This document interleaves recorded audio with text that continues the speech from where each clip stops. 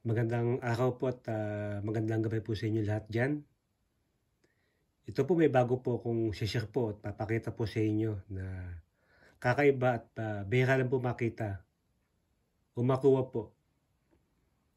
Isa pong uri po ito ng pangil po ng kidlat na maganda. Malinis po siyang tingnan. Tapos kulay itim po siya. Itim na itim. Yan. Ang kagandahan po nito, may gabay po siya. Ayan yung mukha, oh. Kitang-kita. Oh. Nasa gitna po. Kung pagmamasdan niyo po siya, madali niyo po makita po yung dalawang mata. Ito. Yung dalawang mata. Ito po yung ilong. Ito po yung bibig niya. Oh. Ayan po yung mukha. Oh. Kitang-kita. Oh. Ayan. Napakagandang pangil po ng kidlat. Tapos, ito po yung itaas niya. Ito po yung ilalim. Ayan po yung side view. Ayan.